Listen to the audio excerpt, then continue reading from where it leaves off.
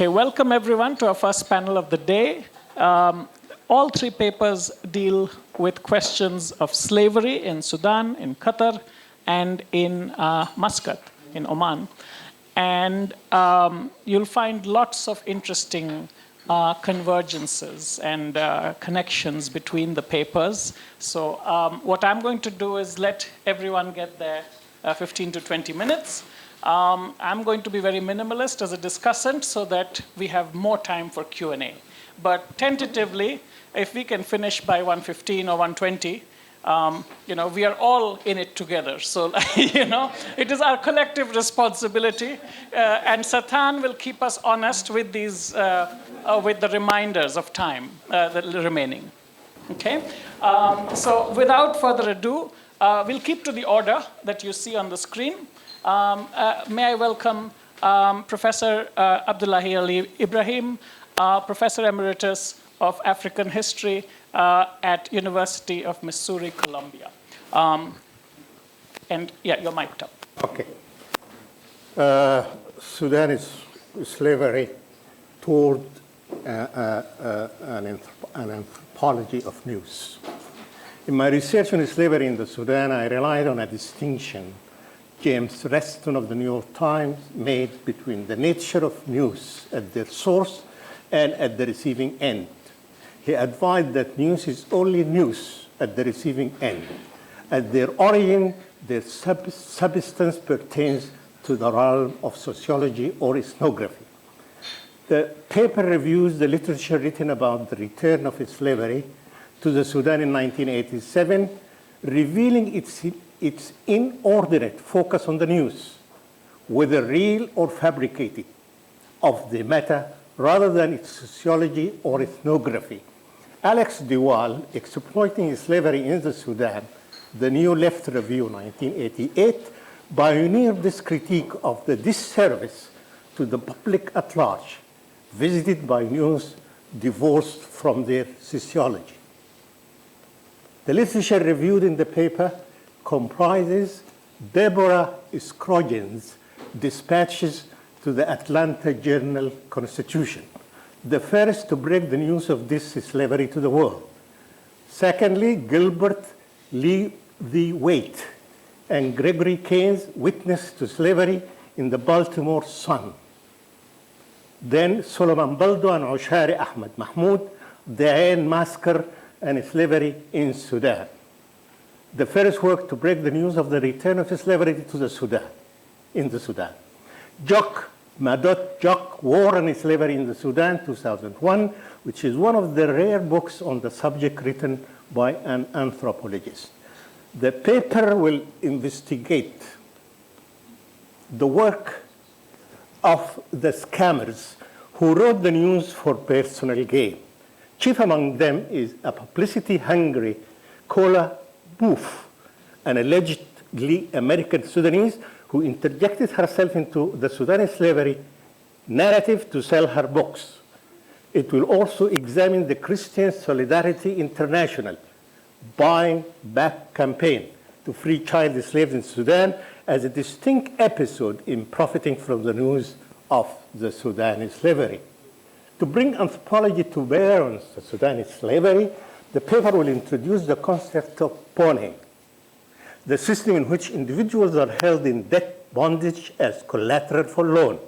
To understand better the sociology of the Sudanese slavery, Toyin Falolas and Paul Lovejoy, Pawnship in Africa, Debt Bondage in Historical Perspective, 1994, noted at the time the Sudanese slavery was big in the news, that information on pawnship in Africa has been so scarce, although bonds were more prevalent than hitherto recognized. An anthropology of the news based on the pawning concept is not, of course, intended to lessen the impact and evil of the Sudanese slavery. It is the academic thing to do rather. I used Reston's book called The Artillery of the Press, 1967, in which he goes in depth into this divorce between news and their sociology. His views are professional, articulate, are right on target. As a journalist myself, writing on the alleged return of slavery to my country, I have had my qualms that Reston's plea in 1967 for journalists to add news and news analysis, news and anthropology, did not turn up in covering the resurgence of slavery in the context of the raging civil war in the Sudan from 1983 to 2005. There is a book in which I publish my newspaper columns. Okay, this one. The first, I'll be dealing with the category of journalists first, then academicians, then the scammers. The drifting apart of news and anthropology in the coverage is usefully recorded in Debora Scoggin's Emma's War 2002. Scroggins was the first to break the news of this practice to the world on the Atlanta Journal-Constitution that sent her in 1988 to report on the famine in the Horn of Africa. In the field, she began hearing the first whispers about the resurgence of slavery, and after the publication of the Ain massacre, Baldo and Ushari. The potential of this allegation of slavery for a great story hit that novice journalist like thunder. In her book, she revisited this moment of excitement about putting a sure foot in the door of her profession. Quote, American readers could live with refugees, epidemics, and sickness. Africa's other tragedies might be born, but against famine, a line must be drawn. I suspected that American readers would be equally disturbed to learn about a revival of slavery. She telexed her paper with the slavery news in bold letters. In Darfur, I might find the slavery. I wrote, that's she. The machine was silent, then it lit up again. Good, but hurry. Bold letters, it said. Scoggins, however, was instructed on the ethnography of slavery at the very same time she was working on her slave story. A Catholic priest, her interpreter, and an Oxfam local personnel advised her that the transactions taking place in front of her were not slavery. The Oxfam guys told her, quote, slavery is a very strong word.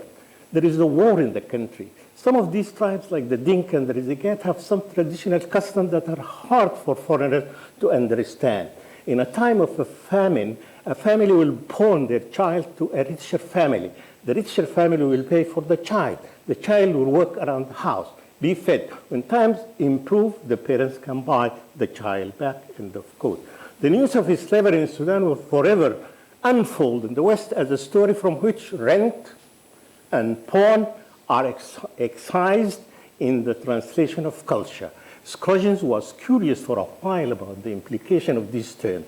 In her book, she talks about how she is settled to report on the transactions as slavery and not pawning. It is unfortunate that Scoggins never sought expert advice on the trouble she had with the concepts describing the practice of slavery in the Sudan.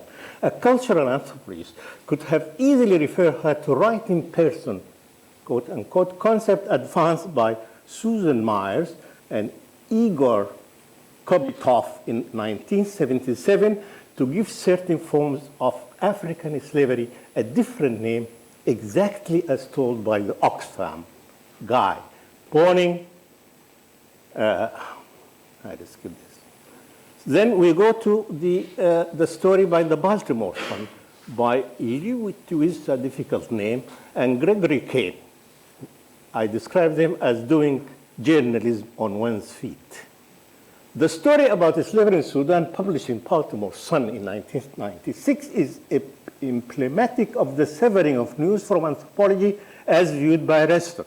The journalists, the two of them, Lewthwaite and Kane, ventured into the Sudan to buy a slave, to make a political point. They were basically motivated to make this journey in the most, quote, the most remote, dangerous, and disease-ridden area on earth, end of quote, to debunk Louis Farrakhan, allegedly a Sudan government friend who challenged reporters to go to the Sudan and find the slavery and then begin reporting about it. Reston could have identified this endeavor as a case of doing journalism with one's feet. A reversal of the equation of news and anthropology took place here. It was the news that traveled to the field of happening to invent a sociology in which American politics loomed large. Worse still, their host and protector during their stay in the Sudan was the Christian Solidarity International. Lewis and Kane fixation with faulting Farrakhan blinded them to the dismal realities of rural Sudan, although they have been advised that that was the situation. Kane is a black American. One doubts if Kane's insertion of himself into the Sudan slavery narrative is, in his commentaries, is productive or warranted. His background note to his story is largely a reproduction of desires and discourses ranging in African-American circles. Kane used the journey as a route to his African roots. He also reproduced historical and social questions African-Americans have been grappling with. I will not go further into this, but it is interesting that the shades of blackness were high on Kane's agenda. He understood the fight around Sudan slavery as a battle between browns and blacks. He said in this war, he found an explanation why brown African-American leaders have been disgustingly, quote, disgustingly silent about slavery in Sudan. Farrakhan, and of course, Farrakhan sided with the lighter-skinned Arabs, he concluded. Let us go to the category of scholarship. Works on or reports written by scholars on Sudan slavery are too partisan or mission-driven to deserve the attention accorded to them as academic. I will touch here on the work of Baldo and Ushari, Eric Reeves of Smith College, and Jok Madut to show that while their sentiment may be in the right place, their scholarship is not. The news of the resurgence of slavery in Sudan first broke in 1987, as I said, Ushari and Baldo. It was written by two of my colleagues. I reviewed it as soon as it was out of the press. I commended their ethical responsibility in reporting the tragic events of the killing and slavery, but I was critical of their investigative skill. I was proven right that the report was partisan. The book was instantly published in French and English. This language generosity in book publishing in Sudan is unheard of. The secret of this language generosity was uncovered by none other than Ushari in a piece he wrote in 2014 on the 27th anniversary of the publishing of the book. He said that an English translation of the book was rushed for Dr. John Garang, the leader of the Sudan Liberation Movement, to take 100 copies of it to present it to African leaders assembled in Addis Ababa. Garang was thus equipped with an academic document of the slaughter and enslavement of his people by the Sudan government for the world to see. The academic integrity of the authors was further damaged by the revelation that they had been card-carrying members of the SPLM for a whole year before authoring a book promoting its party line in September 1987.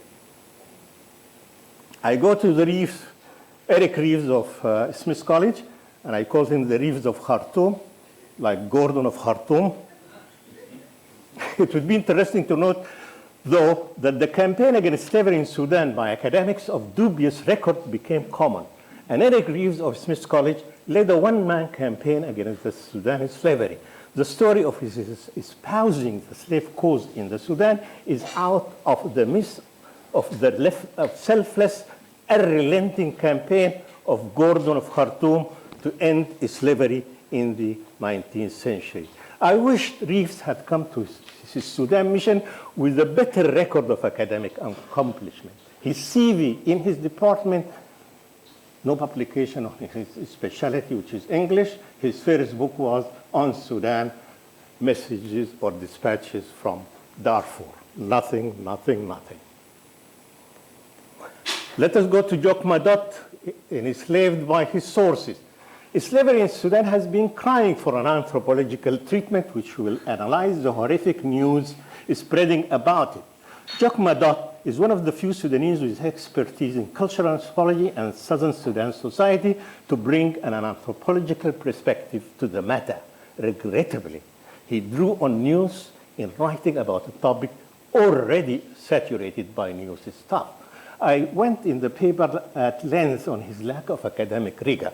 This does not prevent Jok from making the boldest statements on the theoretical aspect of slavery. In an unsubstantiated statement, he argues that, quote, the relationship between race and the institution of slavery has been neglected in the study of slavery within Africa, end of quote. The usual bracket of references cited that comes ipso facto after such assertion is absent in Jok's book. He neither cites works of African slavery that overlook this aspect of slavery, nor does he 5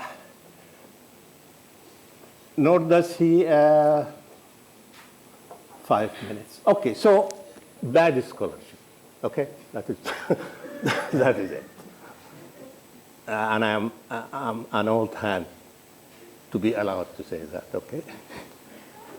Now let us go to Boof. Boof was a publicity-hungry. She told a lot of lies about herself and about book. She wanted to ploy for attention and for distributing her books. The most important thing is that the SPLM itself discovered that this lady is an embarrassment, and she stopped dealing with her.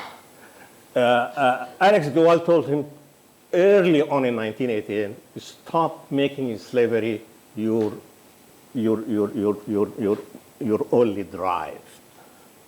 And he said it right. Dan Rather was a part of this story, and he interviewed a guy who worked with the Christian missionary solidarity mission, and he came to Dan Rather, and then he confessed that that was a lie, that was a stage. And I would like to read, before I come to the conclusion, something that took place between Rather and... Okay, so in the interview, Rather was, Jacobson, this guy told Rather, it is a show, it is a circus, it is a stage event. Rather said, we ran 2 stories about it. Quote, slave redemption on the CBS News. Jacobson, right. Rather, where we had, Mr. Jacobson said, yes. Rather, were we taken? Jacobson, yes. Conclusion. Sure. A wise scholar said that if one is born on the wrong side of the track, he better live with being unneeded. You may complain that you are ignored or understudied, when your complaint should be that you are never understood, although you could have been abundantly studied. Be careful, another wise scholar said, about one-dimensional narrative that purport to be about Africa, but are in fact about the West and the United States.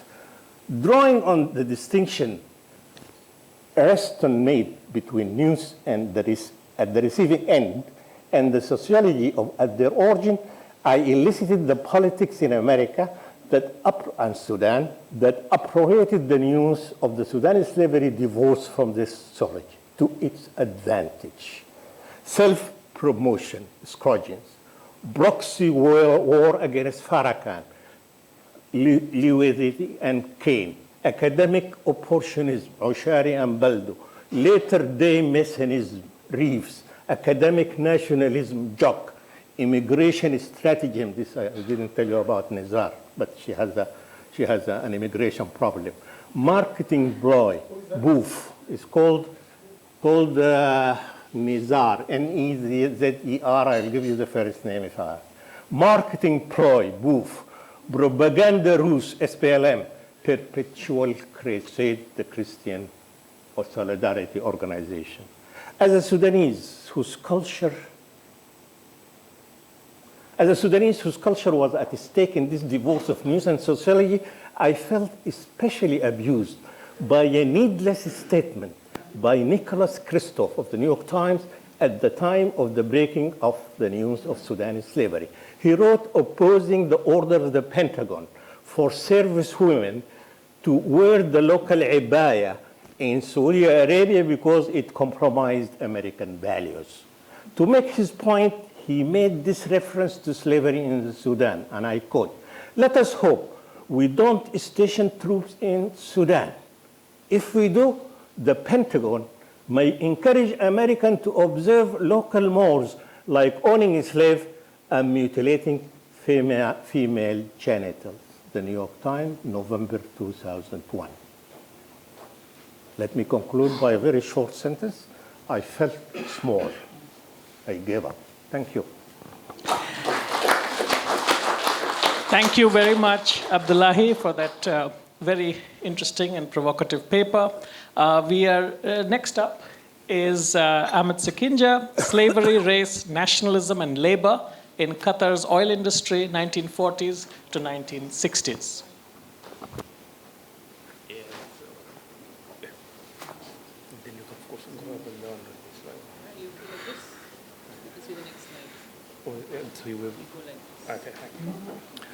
All right, well, good afternoon, and I'd like to add my voice by thanking the African Institute for having us together, and I'm honored to be part of this celebration for Muallimu, Professor Ustaz Abdul Sharif, and we had the privilege of being together at the African Institute a year ago. So my presentation on race, titled Slavery, Race, Nationalism, and Labor in Qatar is part of a larger research project or a book project tentatively titled Free and Unfree Labor in a Changing Economy, Slavery, Oil, and Wage Labor in Qatar from the late 19th to mid-20th century. So the broad theme of this work is looking at the coexistence of free and unfree labor, and also to show how the institution of slavery endured and survived well into the 21st century. And I mean, this topic, of course, has been examined by many scholars. During the past few decades, of course, scholars have produced a great deal of literature looking at slavery, especially in the 19th century, early 20th century. But one area that still needs a lot of work is the period of post-abolition or post-emancipation, and what happened to freed slaves and their descendants in these societies. Now, that's a challenging topic, mainly because first, the question of sources, and also the fact that in many of these societies, especially in the Middle East and the Gulf, the fact that slavery is a taboo, and it's something that is a sensitive topic. So the main areas, perhaps, for sources is oral history, and also literature and creative writing. So there's a great deal of works in fiction, theater, and so on by many writers from Saudi Arabia and others. And I talked about that elsewhere. So looking at part of of course, my work is based or informed by all the rich literature that came out during the past 2 decades. So you have the works of Abdul Sharif, Gwen Campbell, Alpers, Matt, Dodi, Elaine, and many others. But also some of the recent literature on modern slavery, such as the Modern Slavery Global Perspective. And of course, you have Susan Myers, Slavery in the 20th Century, and all of these, the new books that, one of the most interesting books is the recent one on oil in the Middle East. So in this work, I try to bring together, looking at it from the perspective of labor and working class history. So some of the topics that I will go through quickly. Of course, we all know that slavery in the Gulf especially escalated in the 19th century in response to the global demand for products such as pearling, agriculture, dates, and in the case of Zanzibar, spices, and so forth. Now, we know that the pearling industry collapsed in the late 1920s, early 1930s as a result of the discovery of the Japanese cultured pearls. And this, of course, was a devastating development for most of the Gulf countries because, especially Qatar, because it was the most dependent on pearling. But then you have the discovery of oil in the mid-1930s, which came as a big relief. So in 1935, the Anglo-Persian Oil Company signed the concession agreement between Sheikh Abdullah of Qatar at that time, and exploration began. But then came World War II, and the oil operations were shut. Of course, in other parts of the Gulf, the oil companies continued, but because in Qatar that production did not start, they shut down the operation and laid off all the workers. So this period from early 1940s up to mid-1940s is known in Qatar as the time of suffering, Zaman al-Mu'ana. And many impoverished Qataris had to either leave the country. In fact, the population declined, the population declined to about 16,000 people. But I would say, although the slave owners were affected both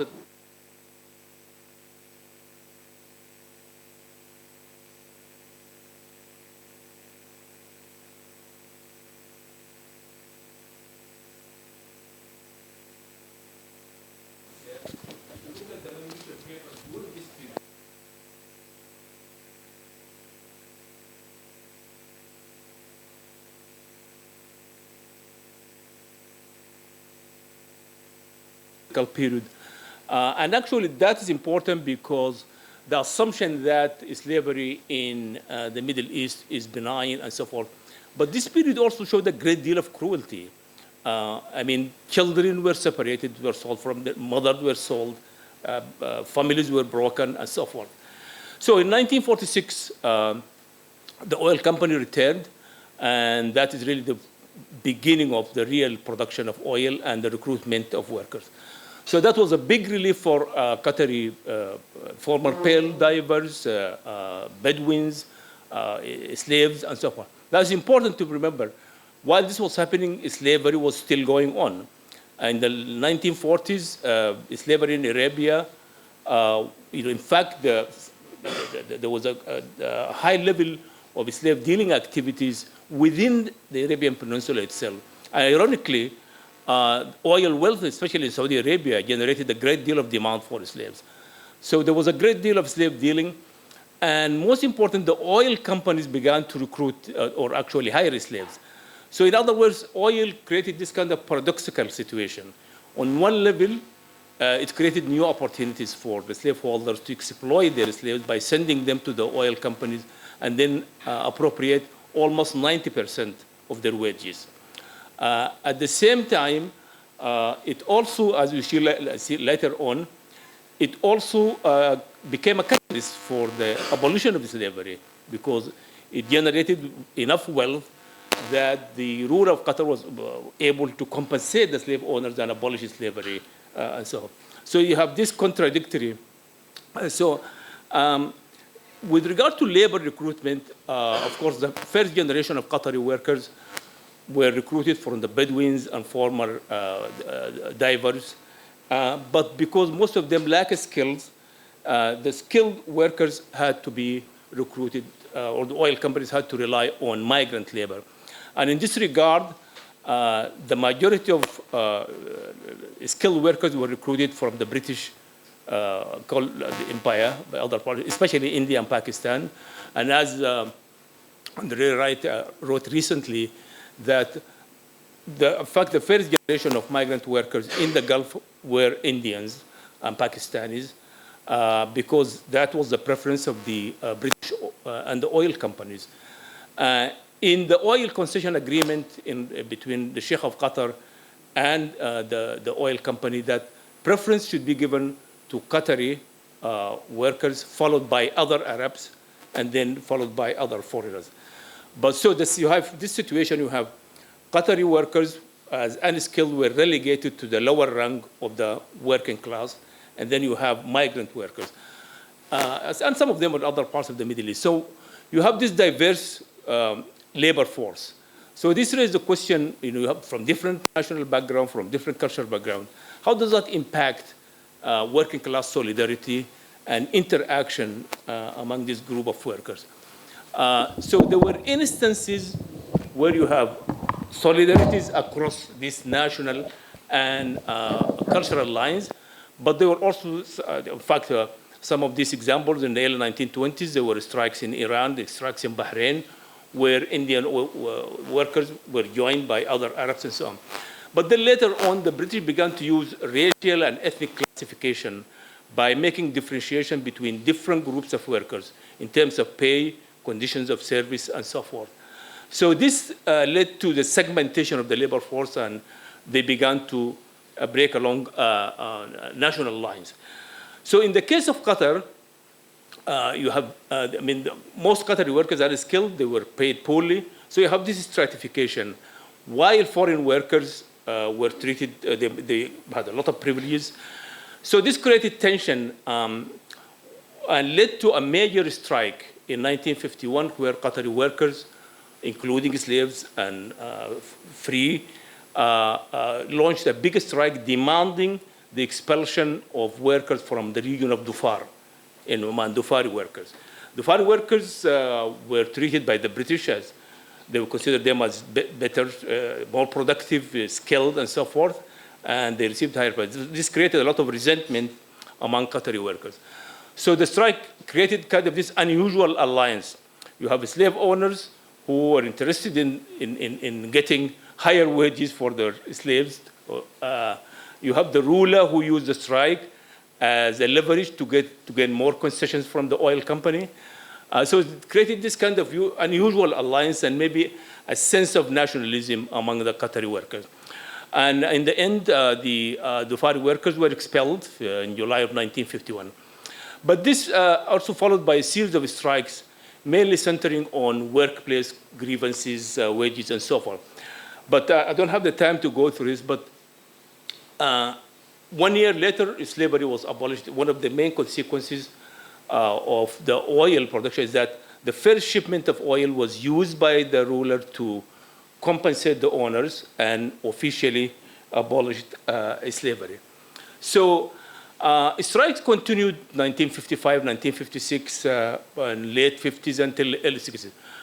But what's interesting about these strikes also, they began to intersect with other political developments in the region, especially the rise of Arab nationalism and the ideologies of Nasirism, Baathism, and so forth. So in fact, it's hard to imagine, but Qatar was a major center of this kind of political activities.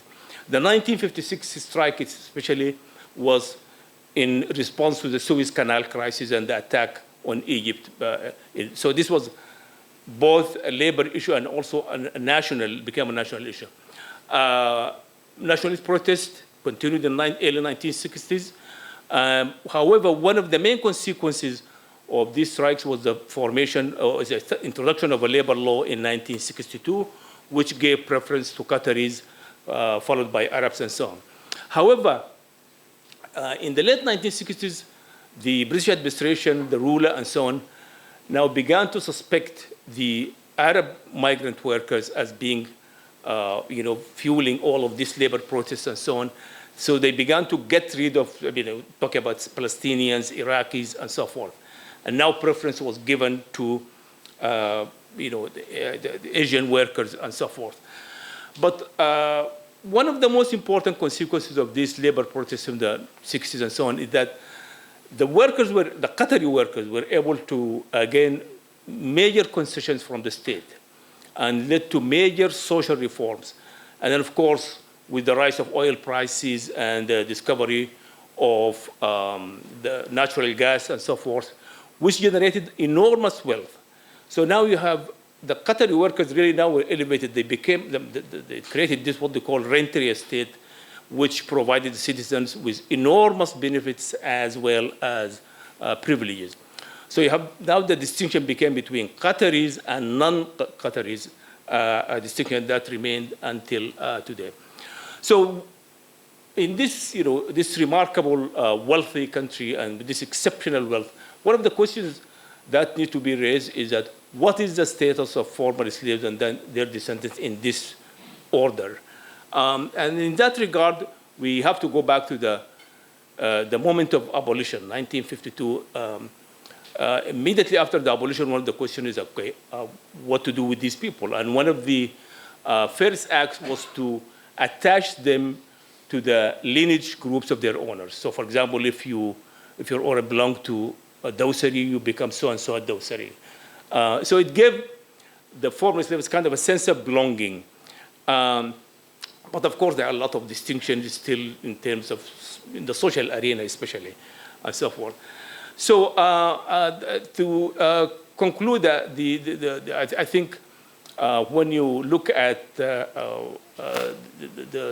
this is an exceptional case in terms of these very wealthy countries. You have this enormous wealth and the privilege by the citizens. So for many people of slave descent, they want to be part of this privileged citizenry. And that, of course, had a great deal of impact on their sense of identity, sense of belonging. And of course, there's a whole area of debate in terms of, the question of diasporic consciousness, whether they, how they feel about that. And so I think the 2 points that I will conclude with is that, first of all, the nature of capitalism in this region, you have commodities change from the pearling to oil. Nonetheless, the system of labor continued. And then oil also created this kind of very paradoxical changes. It created opportunities for the slave owners to exploit their slaves. It became a catalyst for the abolition of slavery, and it also created this, wealthy society, which impacted the attitude and the perception of slaves and their descendants. So slavery remained an enduring institution that could adapt to different circumstances. And I will end here. Thank you. Fantastic, and thank you so much for all keeping to the time. Yes, it was fantastic. So next up is Thomas McDowell, Associate Professor of History, Ohio State as well, attending to race and slavery in 19th century Muscat. Okay, thank you very much. I will echo everyone's statements about being how fortunate I feel to be here.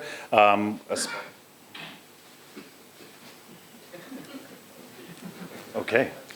How fortunate I am to be here, especially at an event honoring Abdul Sharif, who has been an important mentor for my entire career, but other esteemed colleagues and new friends. So it's been a very productive and interesting time. I'm grateful for that. My only complaint would be putting me in the very difficult position standing between all of you and lunch.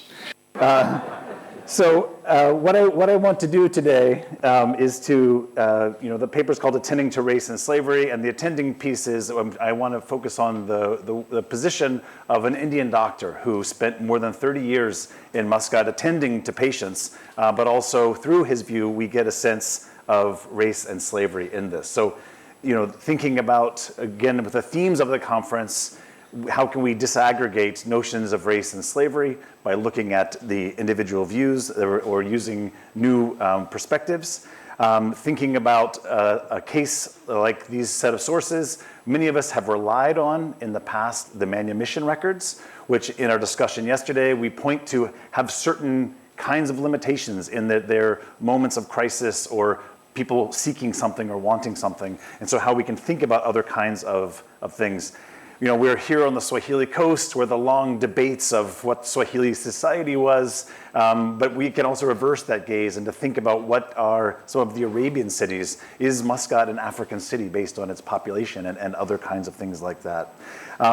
We see also the clear notion of the constructedness of racial classification in a scientific view, but also in a vernacular view. And then also this notion of the bureaucratization of slavery, how as a treaty regime builds up, there are certain obligations to report on slavery, yet everyday life, slavery goes uncommented on. And so what is the tension between that? And then finally, to think about urban lives. We think about often in the Gulf, think about people working on pearling or people working in agricultural settings. But what about people of African descent and others, Baluchi, who are low status potentially and also potentially servile status, who are living in urban spaces in this world? So we're talking about the cities of Muscat and Matra, the capital region of Oman, which I know we're focused here on islands. Fahad Bishara has encouraged us to think about the Arabia as an island of the Indian Ocean, and Muscat and Matra are, I think, particularly so in that they are these port cities with limited contact. With only, you can see there's one little path, the route to the interior and seaward facing. So to think about these spaces. So they're island-like in certain ways, and I'll get to the case of cholera. And unlike many places in the 19th century, Muscat and Matra were spared from that scourge of the 19th century. So we can think about that. But I want to do this from the point of view of, I would say, the world's expert or outside expert on Muscat and Matra, a little-known person who I've been trying to work on a biography of, and this is Atmaram Sidashiv Grandin Jayakar. And he lived in Muscat for more than 30 years, but he's a native of Bombay, a Marathi who went to Grant Medical College and then received a fellowship to go to England, and where he qualified in the Royal College of Physicians and Surgeons, and also received a rare for an Indian at that time, a commission within the Indian Medical Service. And after several years of working in Western India, he was assigned to Muscat in 1872. He lived there left a couple of times I can record, but he lived there for the next 28 years. And before retiring to Bombay, and where he died in 1911. And so his residency alone, it doesn't maybe make the case, but he was an incredible polymath, a man of many aspects. Some of them are contradictory, but ones that are worth thinking about. He did, after his time in England, had returned to India, he had converted to Christianity and became a kind of cause célèbre among missionaries in India. But his roles and his jobs as a clinician, seeing patients and running the hospital in Muscat. He was also the doctor to the Sultan, Turkey, which I think got auto-corrected there to Turkey. And even on his deathbed, or at the time where he's contending both with smallpox and a sense that his chief minister had bewitched him, Jayakar is negotiating these kind of things. He's a diplomat who's writing official reports and correspondence. He's the man on the spot in many cases as British residents left for various times. And so he ends up standing in many cases for the British residents and representing the British government in this way. And he's also he becomes fluent in Arabic, and so he's a linguist who writes the first descriptions of Eastern Arabian dialects. He records a huge number of proverbs and understands them in the context of Omani Arabic. And what he's probably most famous for is a zoologist or naturalist collecting the species of Arabia and corresponding with the learned societies of Bombay, but especially with London and the Natural History Museum, where he has now more than 14 species of animals named for him, including two mammals, which, you could, like a fish or a snake, not too hard to come by. But discovering a new mammal, right, is what, that's the charismatic megafauna that people are here for. So, he sort of reaches this level. And then he's in retirement, he continues to be a scholar and producing papers on Oman, and then also begins to translate Hayat al-Hayawan, al-Damiri's kind of imaginative bestiary about animals in the Quran. So, we can think about some of his contradictions as a high-ranking officer and an outsider, someone with local knowledge, but still a colonial subordinate. I mean, there's, in the archival record, you can see they get nervous when he's in charge, but not officially so, right? In what he's doing, visiting dignitaries are dismissive of him and comment on his skin color. But so he's also in this middle ground between not a European official or a native informant in this way. And so to think about what he has to say and what he helps us understand. And so he has a long view of Muscat, right? He's there for nearly 30 years. He sees this place and gives us a sense of the multiracial aspects of the city. We'll talk some about how he sees race and the way he does that, but also in all of his accounts, slavery is relatively unremarkable. I mean, it's there, and so that's why this tension with the bureaucratization of this. And so what I want to take us through in our itinerary today in looking at this is moving through some of his writings in his career, first from the 1870s when he first arrived, thinking about some of the proverbial wisdom he gained in Omani Arabic, and then to think about at the end of the 19th century, his writing about a cholera epidemic lets us see race and class in an urban setting in new ways. So, part of the context here is the 1873 anti-slavery treaties that were enjoined upon the sultans, the rulers of both Zanzibar and in Muscat.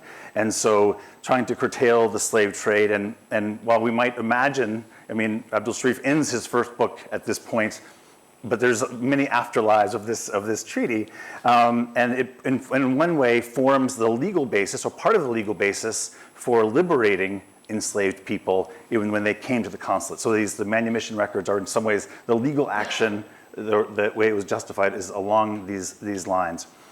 But also we then see this, the increasing report. Every year in the report, there's the slave trade, a few paragraphs to tell what happened in the slave trade. But that's largely divorced from other writings about what's going on, right? The slave trade becomes a reporting category for an annual report more than a kind of lived experience. So how do we pay attention to that lived experience? And so part of that way of doing that would be to look for ways to understand everyday life of Africans who may or may not be enslaved, but also and to see those things. So I was inspired by the work of our poet friend to think about these perspectives. And so one of the ways to do that is to look at some medical records. And there's a whole genre of reports that were medical case reports that tell the stories of individual cases, right? And unfortunately, Jaikar used to publish those when he had been in India. He had a bunch of them. They're not any ones that he did in Muscat that I have found, but the one year that he was on leave, his colleague wrote some of those. And so I want to tell some of those stories so we can think about African lives, everyday African lives, not in moments of distress, but in moments in medical care, but not in seeking freedom or other kinds of things. And of the 6 reports that were made in the 1870s, 3 of them deal with Africans, and 2 with Arabs, and 1 with a Persian. So I'm going to just to tell the story of Mubarak bin Abed, and I'm drawn to people and I'm drawn to stories in my work and trying to bring those forward. So Mubarak was identified as an African boatman in Muscat. The short story is that he, over years, had a tumor growing on his back, and finally he had it moved in 1875.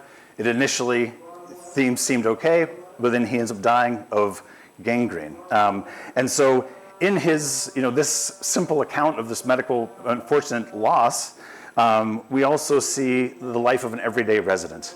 He was a boatman in, I mean, this isn't actually him. This is just a picture of a boatman in Muscat. So trying to use some images for representation. And so, linked to the port and to maritime mobility. He only comes into view because of his medical infirmity, right? But so it's a glancing view of this. The account doesn't reveal whether he is enslaved or not. That isn't an important detail in this. And in many accounts of Africans in Muscat, this was a detail that didn't attract consideration, right? So it's not commented upon. The next case of Sayed, who is a 25-year-old African Muslim, a member of the Sultan's Guard. We know that he carried a dagger, and again, the notion that some writers of the time said that Africans and Baluchi and others dressed like the Arabs. So we know that he carried a dagger with him because unfortunately for him, he was in his lover's bedroom one night in June of 1874 when her husband returned. And so they wrestled over his dagger. The husband got control of it, and Said was stabbed in the ribs, spilling out 6 feet of his intestines in this. He made a full recovery from surgery, you'll be happy to know, although the husband probably wasn't as pleased about that. But in this, again, this small medical case, we see the aspects of a full and obviously very complicated social life in this account, right? And also this hint at self-presentation and the way that what he would wear and how he would present himself. And so, again, in this dress and self-presentation and mode, we see the lack of strong social differentiation along racial lines. And the third case here is Jawahar bin Nasib, a 45-year-old at the time African sepoy in 1874. And although the Sultan's forces faced many challenges in the 1870s where the rule of the Omani Sultans was quite weak and frequently challenged by interior groups hoping to seize power or to gain subsidies from the Sultan, and the British allies were not always willing to back them up.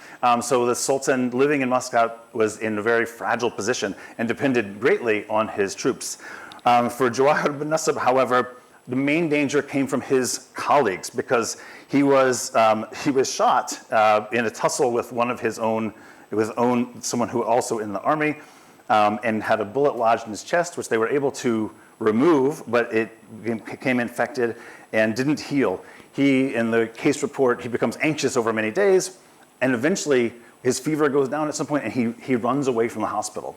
But because he's a member of the Sultan's force, someone makes a report, and he is forced to come back to the hospital. And so this circumscribed autonomy and the returning to the hospital rather than doing what he wanted to do, and he returned to the hospital and his condition deteriorated and he died. So in each of these cases, I mean, the medical situation wasn't great, we could take that, but we can also see the African life in Muscat. African boatmen and soldiers that were not identified as slaves or thought of that way as part of their status.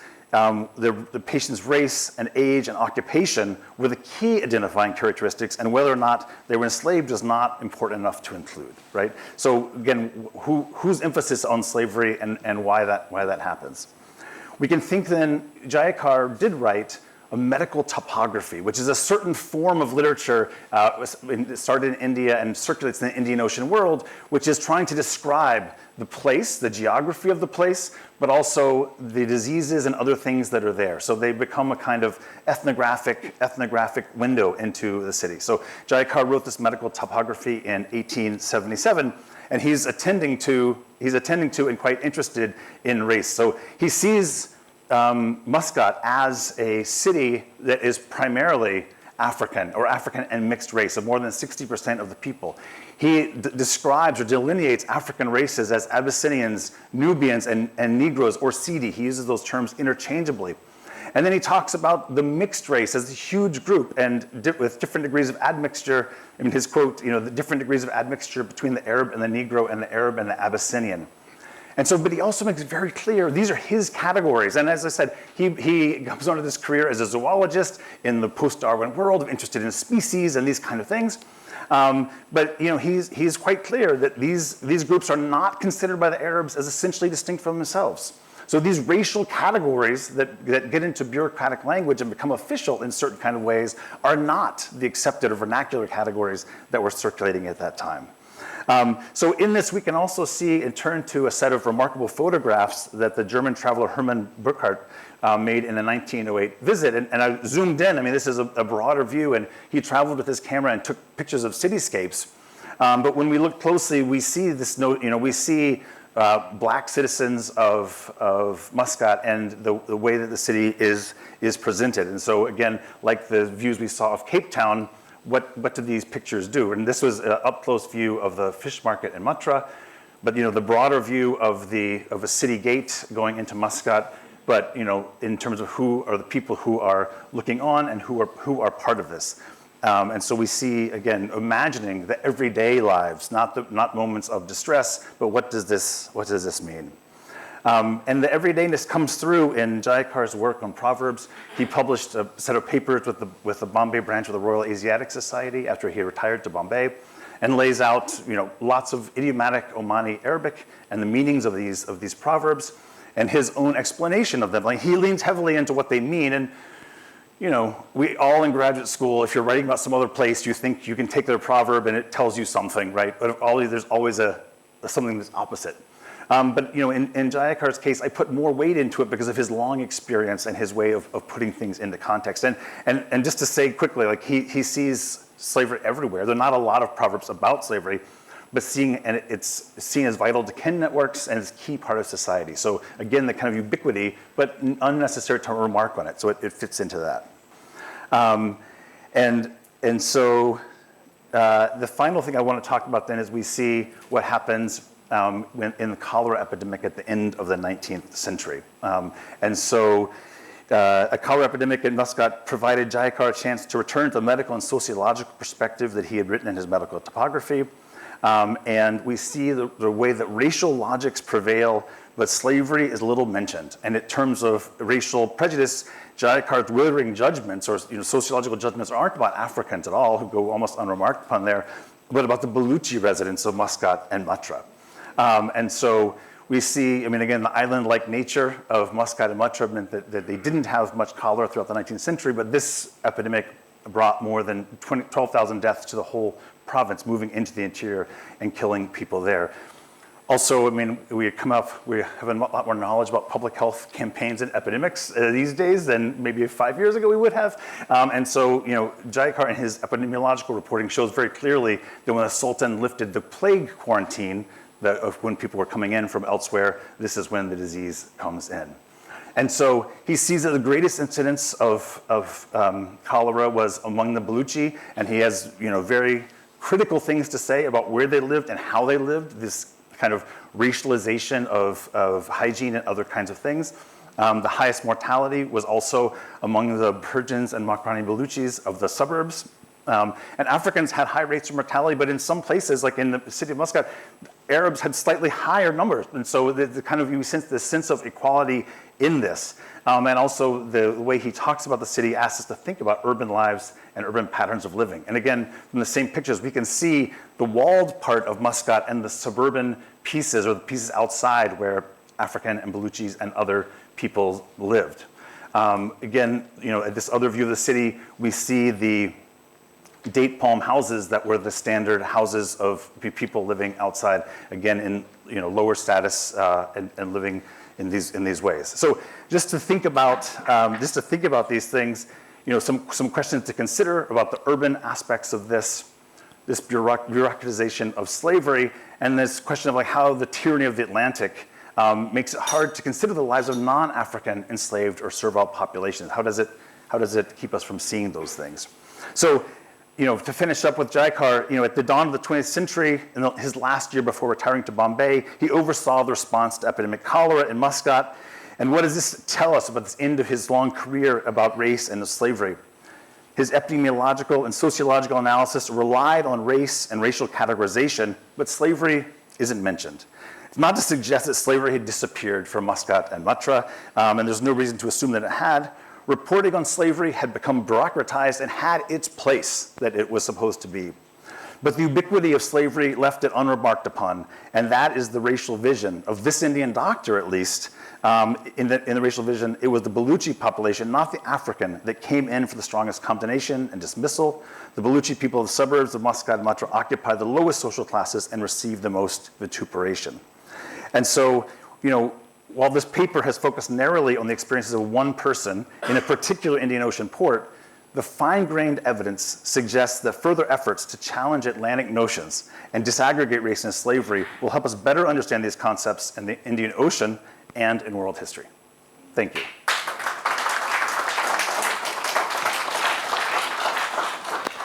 Thank you so much, Dodi. Would you like me to go there for the camera, or I can stay here? Okay. All right. Thank you for these three wonderful papers, which I had the pleasure to read, and then kind of look at the PPT form of it. As a person trained as a South Asianist and coming to Indian Ocean studies from that perspective, what struck me in all three papers on the Sudan, on Qatar, on Oman, is primarily the way we can think anthropologically, sociologically about hierarchy. And this is a topic that came up yesterday as well, because what is disturbing to colonial and missionary writers, sources for us, as well as the Nicholas Kristoffs of the world, what is disturbing is that a sense of basic equality, which is a central tenet of Western liberalism, is violated when a hierarchical society is encountered. And in the South Asian context, it is given the word caste, which comes from the Portuguese word casta, right, which is also used in South Latin America. In other places, like in Arabia and in the eastern seaboard of Africa, we use the word slavery is used to designate different categories of persons, and it is generally assumed that we are dealing with different kind of gradations of unfreedom. To say that the slave owner is free is a kind of relative statement. And it is obviously is not free relative to the British colonial administrator. So there is a complex way in which a colonial society takes shape in the British Indian Ocean over the 19th century. And what is striking to me in all three papers is that we can always, the fluidity or rigidity of these hierarchies can vary. How racialized they are can vary. Whether there is racism as opposed to just stereotypes of different ethnicities, that also we can kind of historicize. But what is very interesting is that there are some voices in Sudan, in Qatar, in 19th century Muscat. Some of the colonized who are in these hierarchical societies, some of the colonized are starting to speak the language of emancipation and freedom, and which they tie to, quite naturally, progress. So in other words, they seem to become strategic allies of colonial liberalism, which continues today, of course. It has not obviously ended. But the way I think about this is that, in the first paper for Abdullahi, my question is it possible to think of a vernacular or indigenous critique of the hierarchies, not necessarily of labor, but the social hierarchies? Because, of course, besides colonial liberalism, now in the 20th century, especially in the Cold War period, the more radical resources of various Marxisms also become available. And they are not beholden to, at this point, neither the Soviet Union or any of the other Maoist China or so on. So the question for me is that, is it possible to think of a kind of internal or endogenous critique of the hierarchies. And I really find the word slavery, therefore, not very helpful. But we use it as a shorthand because everyone uses it to refer to certain people as slaves. Whereas the slave might actually be, a powerful general, administrator, or it could be a company official, or it could be, some of the richest people in Qatar because they currently own corporations, which are doing very well.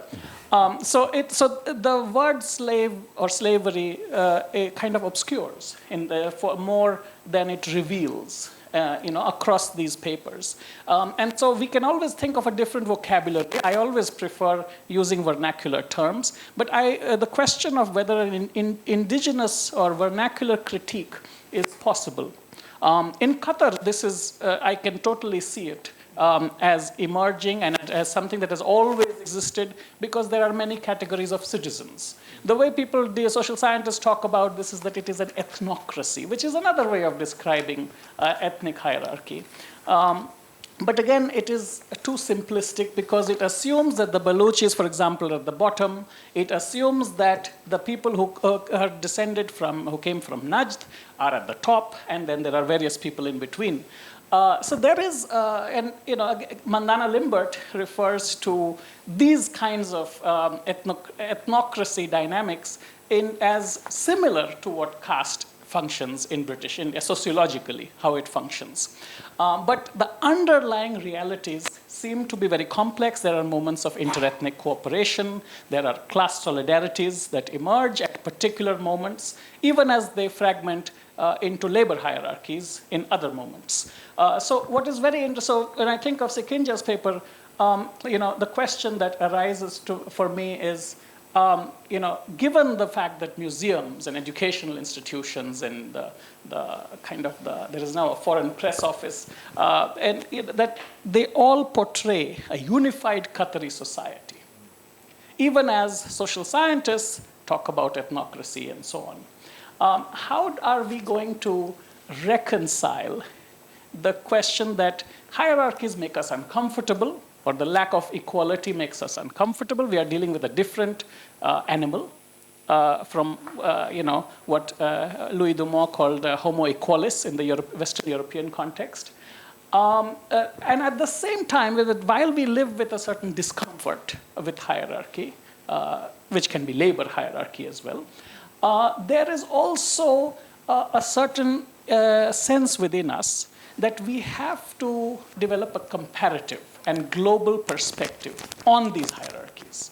So what we see in Qatar or in the Sudan or in Oman, we don't want to just subsume it within Atlantic models or render Atlantic models hegemonic. So we are between a rock and a hard place, right? We want to criticize the hegemony of the Atlantic model. At the same time, we are queasy about the hierarchies that we encounter throughout. So, and this is ultimately, and I think that's a good space to inhabit, to be in this kind of in-between. And I wonder how you think about it in terms of your data. And same for Dodi, I want to just ask you, when you have an Indian doctor coming in and talking about different categories of black persons, and to talk about the Sidi, who he would know from Bombay, as opposed to those who he would see as Habshi or in some other kind of category. And these are vernacular terms. Which he is it's a kind of do-it-yourself sociology that he's coming up with in his personal writings. And I wonder, you said attending to race and slavery, but it's actually we can see how the first part, the race part, is actually the hierarchies of race are much more complicated than Atlantic models would presume. But at the same time, its relationship with slavery is also complex, right? Which is why we can have a bottom-up perspective and say, is Muscat an African city? Or is it a Swahili city? Or something like this. And I wonder, how you would respond to this question about the link between race and slavery, and also that people are raised differently in different places. I'm going to leave it at that. Thank you.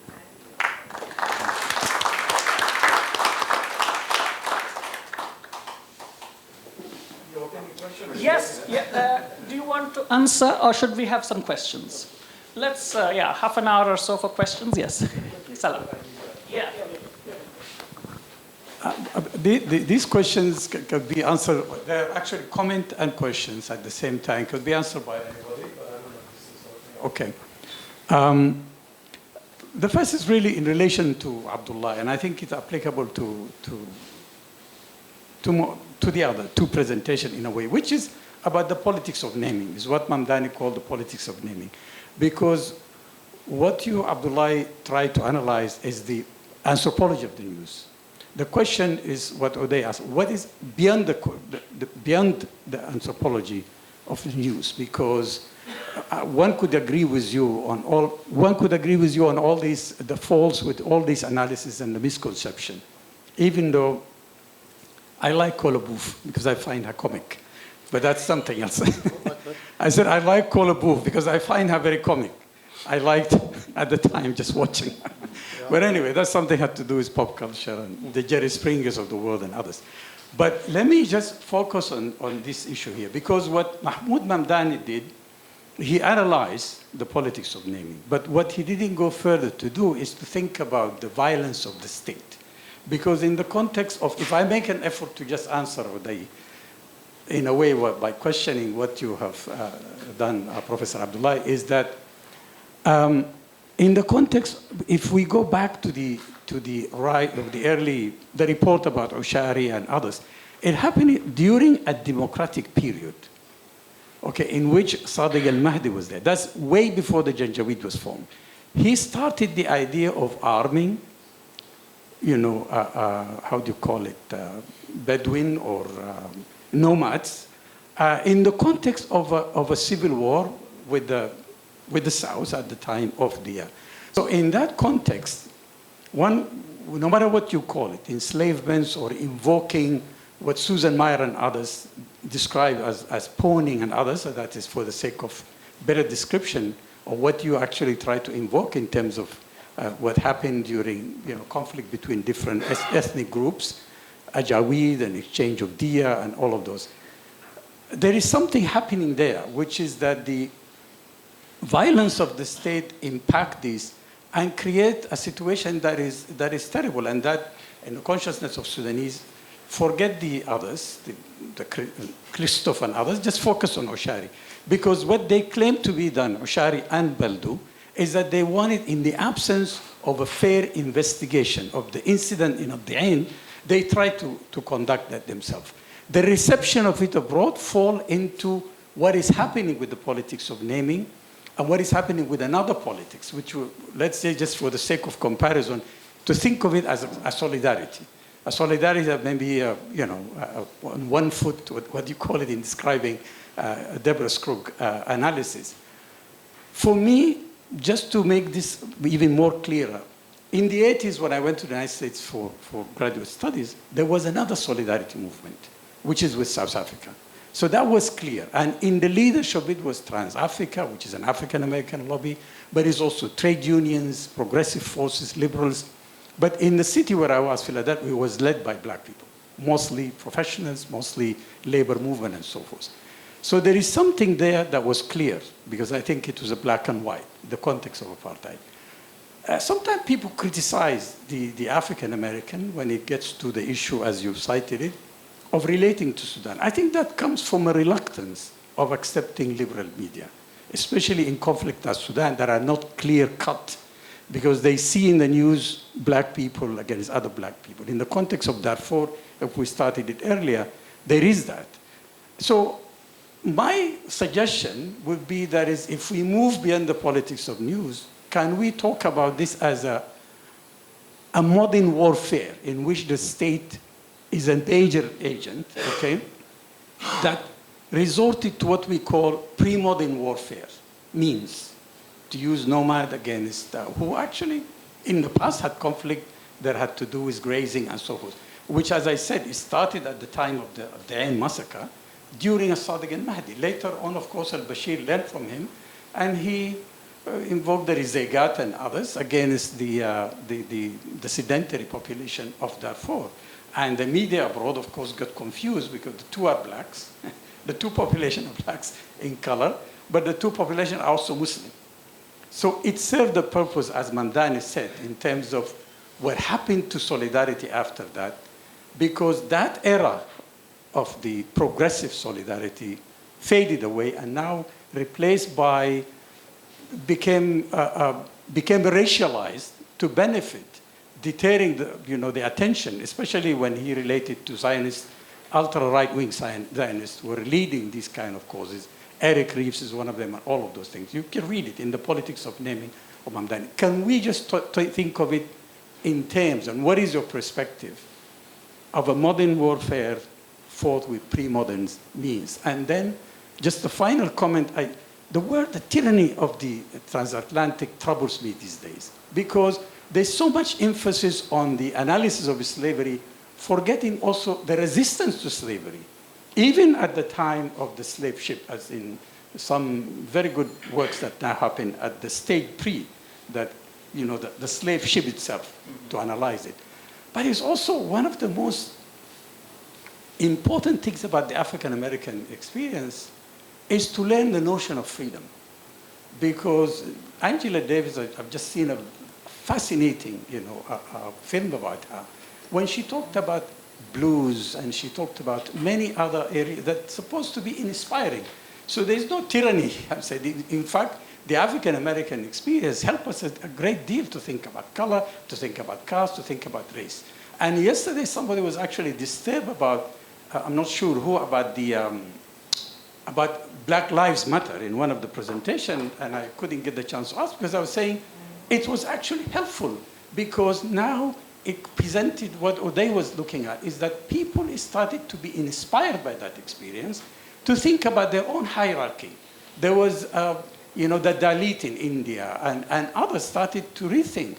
And actually, it spiraled across the world, where in the Middle East specifically, Tunisia and others, where movement of people of darker skin, who over many years kind of, suppressed the color issues and so forth. And in Tunisia, it forced the parliament to pass a resolution in which, discrimination on color becomes a hate crime. Anyway, I'm sorry to take too much, but I thought there were just too many rich issues. All right, thank you. More questions? I saw a few hands up. Sure, go ahead. Well, kind of building on your last point and asking as a comment, I guess, and then asking some other questions.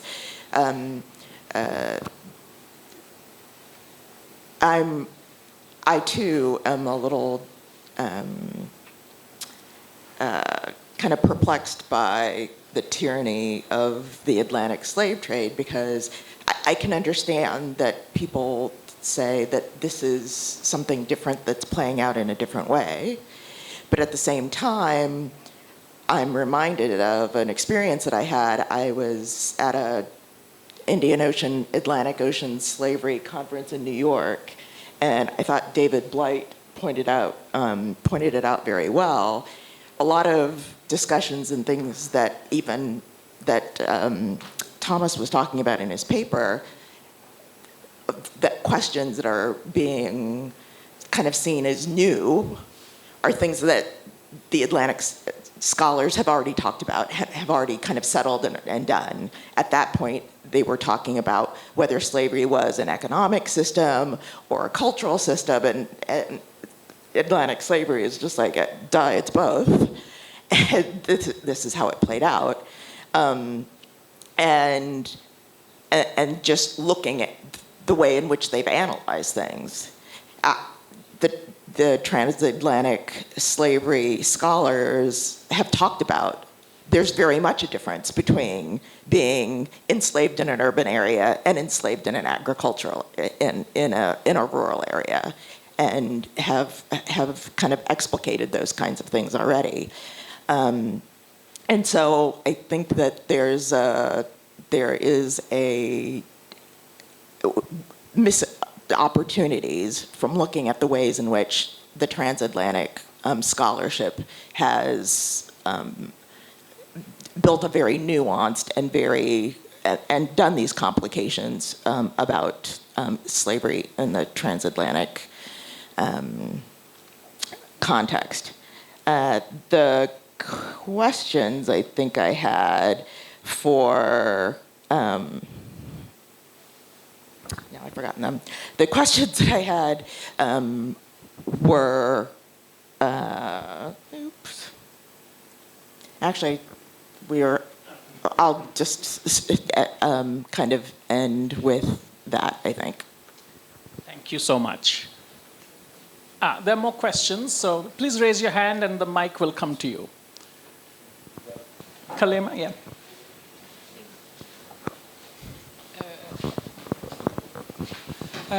Thank you for your talk.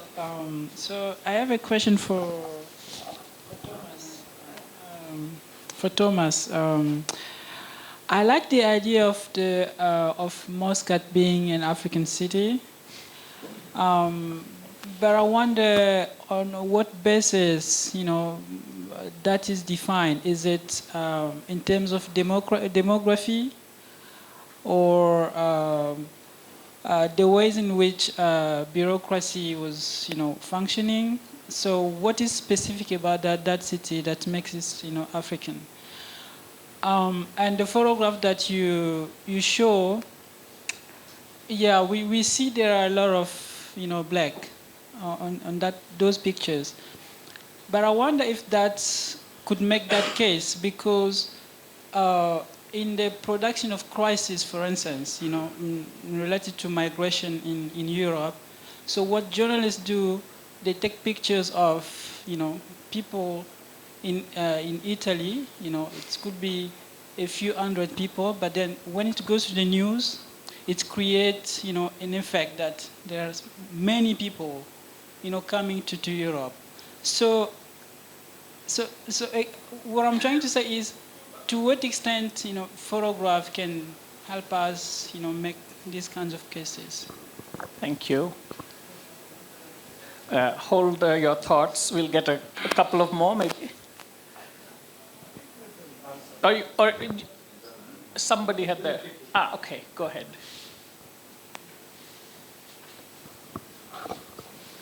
Thank you. I will reduce mine to just one, which would then be to Thomas. And I'm very interested in what you're showing to be a nearness or a lack of distinction between black residents and Arab residents, whether in statistics or in other ways. And I wonder what you're reading into this. I'm thinking about a parallel case in South Africa where descendants of enslaved people, statistics show, are subjected to higher levels of imprisonment and corporal punishment, that is whipping, into the 1970s than people categorized as black. So colored people are being subjected to these forms of intimate punishment at higher rates than people categorized as black. And reading those figures, a reviewer suggested that there was something, the violence was because of an infinite repairability about the enslaved body that made it both closer and more subjected to racial violence than bodies characterized as black. So I just wondered about the meaning of this closeness that you see. Is it what is the meaning of that closeness?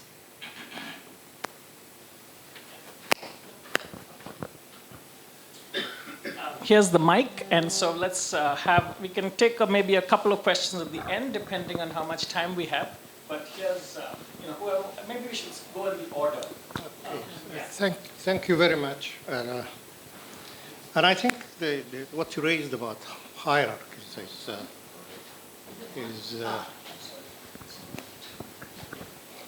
Yeah, what you raised about hierarchies is really right on target. And I'd like to take it to Salah's kind of comments. What is not known, that this critique of hierarchies it started in the 40s with the rise of the Communist Party, the Marxist, and the major trade union movements and students' movement. So the critique of the hierarchies was there. What messed up this thing is that the rise of the margins, the rise of the margin and the infusion of a critical race theory and from the margin, and the rise of the woke movements from the people from my group, So those two things messed up the old hierarchy, critique of hierarchy, because they started introducing foreign hierarchies for the sake of, solidarity, for the sake of shaming, for example, the central government, the elite. So it is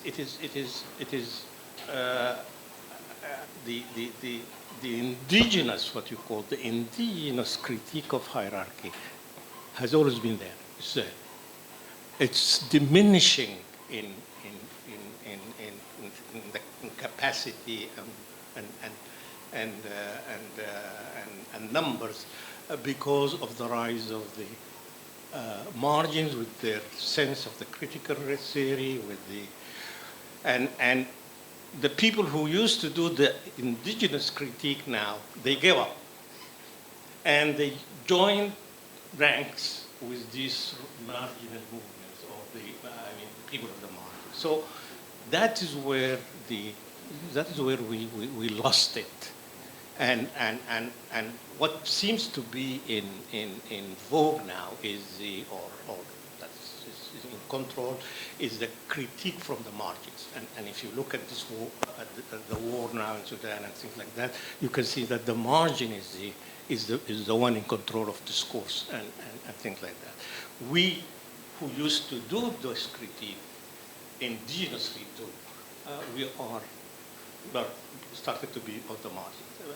For the point of Salah about the state and the violence of the state, and she seems to date it with Sadiq al-Mahdi and al-Bashir. It is an old phenomenon with the Sudan state. It's a central state that controls a huge space, and it has always, with the central state, has always looked for support from the margins for leading what they call the least expensive offensive against rebels. So what during Aboud regime, for example, the Aboud got into an alliances with the Morley tribe. That was in the 1950s, 1960s, to fight the rebels of the southern rebels. So it is a phenomenon. The problem with the situation we see now is that al-Bashir is unique. The last government, the last president we have, is unique in that he created a militia and he made it a permanent feature of the military in Sudan. Before that, you hire a militia and then they do their job and then you ask them to go home. This is the evolution which is qualitatively different from the tradition of the central government doing things. My most important thing is there is a lot of things that you can take against this culture or that culture. Try to do it try to excel. Do things good. I'm not like, for example, trying to say anything, that Ushari was wrong in doing this or something like that. Ushari was a partisan. He was a partisan. And he was sold to the world as an academic. So that is my objection. But we have a lot of room to do that. This indigenous critique. Slavery has been with us for a long, long time. But why don't we do it right? That is my worry.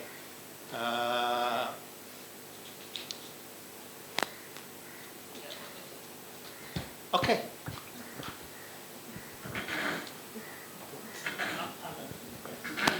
Is it working? Okay. Okay, on the question of models and Atlantic, well, I think we have to pay attention to the internal dialogue within these societies, whether Arabia or Africa, the local notions of race and color, and the dynamics of, how do people talk about these issues locally, and what kind of language they use, especially the dynamic between color and ancestry, for example. There are so many ways of how people construct, this difference here. The second thing about the Atlantic model, of course, but then we live in a world, with globalization, the internet, and the social media. For instance, after George Floyd and Black Lives Matter, you can't imagine the level of dialogue and discussion that was happening, on TVs and in Tunisia, throughout the Middle East. So, the point that Salah, raised about resistance, and so I think we cannot really insulate ourselves from the Atlantic world in many ways. So. Okay, thank you. Several things came up, and I'm happy to address them. First of all, the hierarchy is a useful way of unpacking that, and especially when we want to see what might be happening there.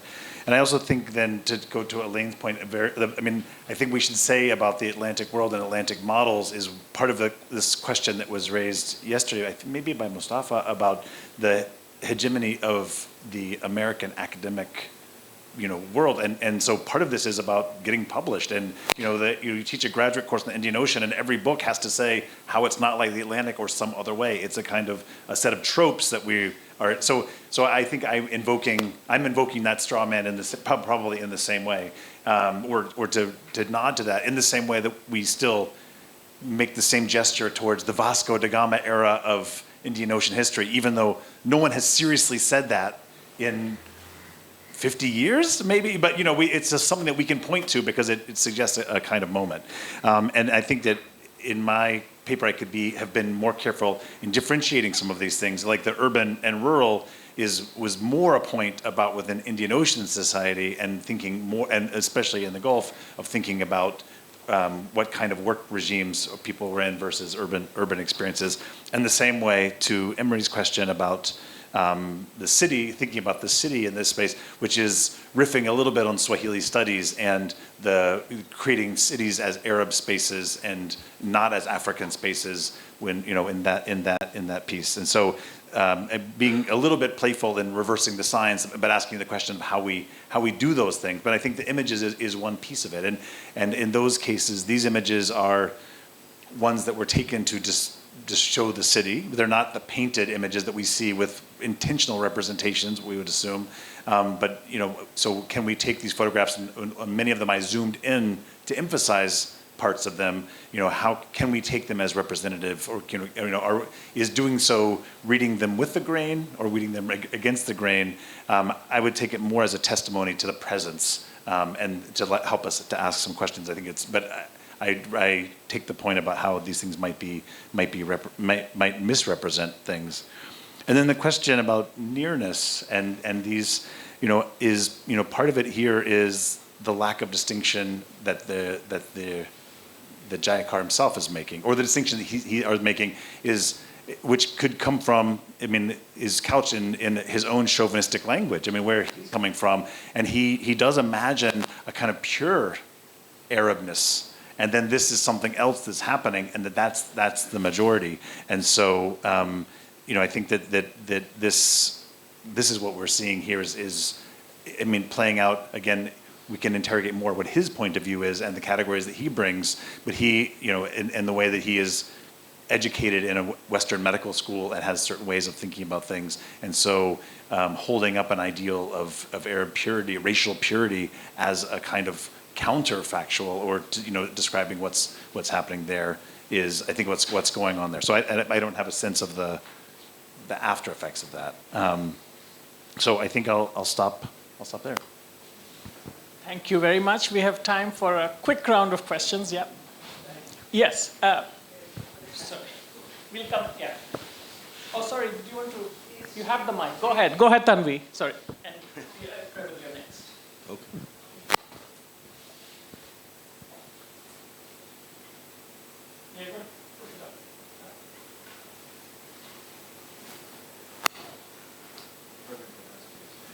Okay, but I would, there's a big project going on at the moment dealing with African abolitionism of slavery, directed by Benedetta Rossi, and looking at West Africa and Ethiopia in particular. But I would like if Professor Sikainga could say a little bit about agendas and discourses of abolitionism as they emerged in Qatar prior to the actual abolition you talked about. So it would be interesting to know how those debates came about and how they were framed. Okay.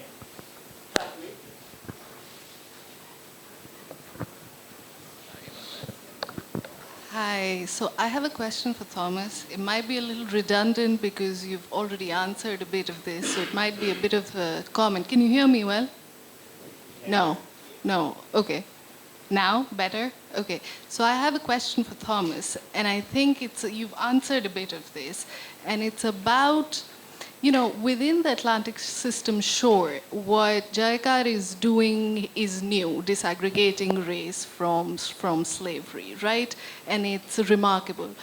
But is it remarkable to his contemporaries in India, right? It's not.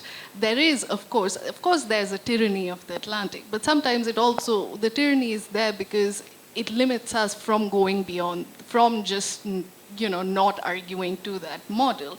Because what's interesting here is that he's using categories that are really familiar to him, right? Muscat is familiar to him. He knows the people that he's talking to, even if there are new ones and he's coming up with new categories. So that kind of translation that's happening, what he's picking up, I thought was the more interesting part of it, right? The beyond of, yes, of course, this is not the Atlantic.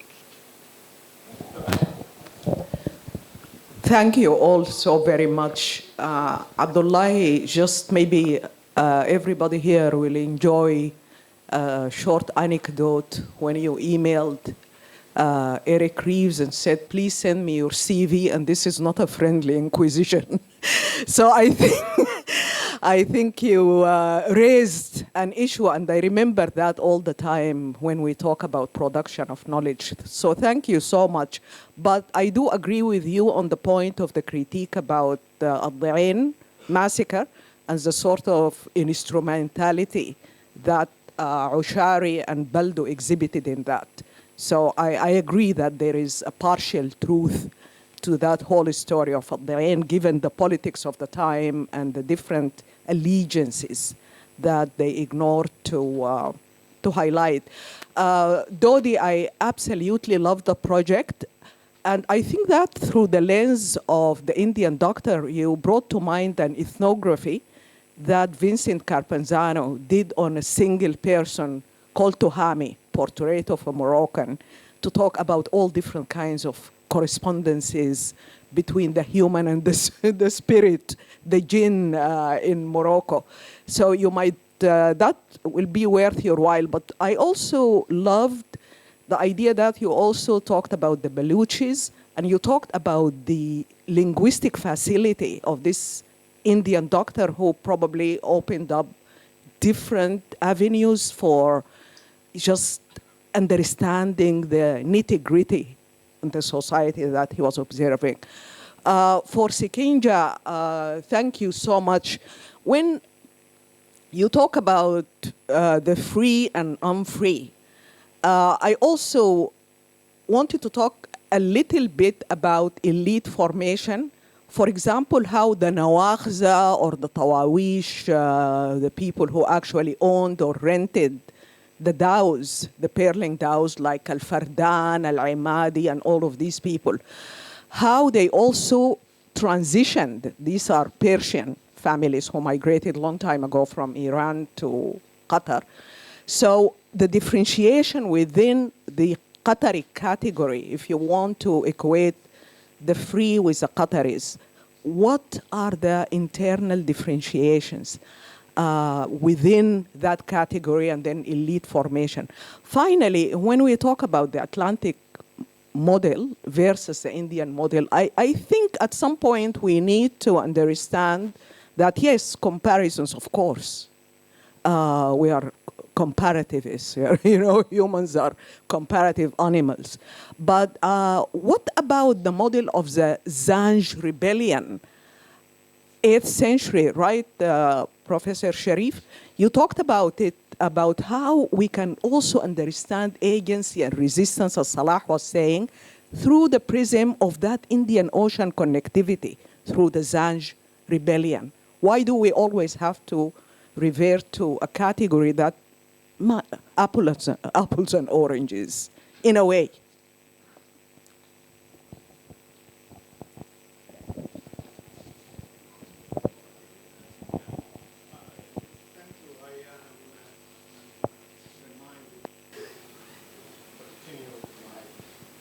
The kind of indigenous critique, because you mentioned Ushari and his book.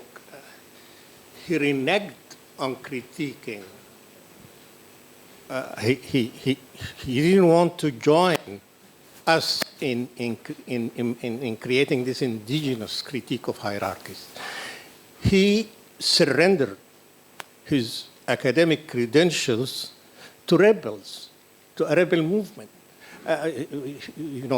Rebels are very dangerous, if you are not careful about your, you are not careful about how to handle them.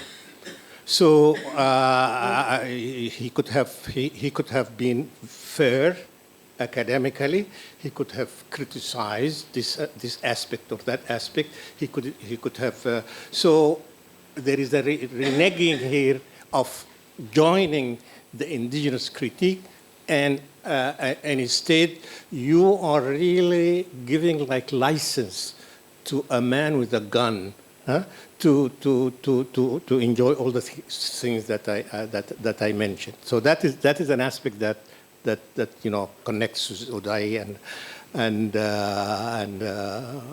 Salah's point. That is, generally speaking, living in the United States for a long time now, and the question of resistance, people talking about resistance, how many cycles of resistance are we ready to go through in the United States? We are the sons of the 60s. We have been inspired by Martin Luther King. And then another cycle, a third cycle. I tell you frankly now, when the Southern Sudanese ceded, okay, I said, well and good. It's unfortunate, it is sad, but from my experience living in the United States for decades, if two parts of a country, they have this slavery memory, it's not good. It poisons everything.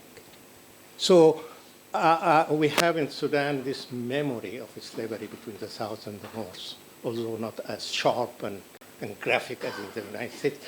But it just makes things impossible. And that was my feeling. I said, okay, they asked to secede, they have a plebiscite, they have gone through all the constitutional and legislative processes, let them go. And let us start from scratch. But problems never go away. just keep going, keeps coming. So, is it on? Can you hear me? Okay, I'm glad you asked the question about abolition. Well, first we have to make a distinction between manumission in Arabic itq, where you have local mechanism for manumission of slaves. The Sharia law provided many mechanisms for, to achieve that. Now, abolition is a model that was imposed by Europeans, especially this what they call the consulate abolition, which the Professor Sharif talked about yesterday in terms of, in the Gulf, the British agencies created this model of, if you have a complaint or prove cruelty, then you go and get this manumission paper. Now, this manumission paper sometimes doesn't really mean the end of servitude. Quite often, the enslaved people use it as a bargaining power to come and renegotiate the relationship with the owner. So that happened very often. And then also, even, after, one of perhaps the most distinctive things about, slavery and abolition in Arabia and the Gulf is the continuing relationship between the former slave and the former owners. It continued, at different levels, So I think that is, if you look at what's his name, Lorimer, the Gazette of the Persian Gulf, he talked in the early 20th century about the existence of several thousand, he referred to them, manumitted former slaves living. So there was a process of manumission that was taking place. With regard to Ragai's question, I think we'll talk about of course, you have the distinction between the Bedouins and the Hadar, and there are so many other categories. But if you look at the what you refer to as the Persian zone, the same merchant class, which Kristoff referred to, in Qatar is kind of weaker than, say, Kuwait and so on, that if you look at this class, that's the same class that actually benefited from these oil wells. Today, what are the big business names? Fardan, Jida, and of course the ruling family.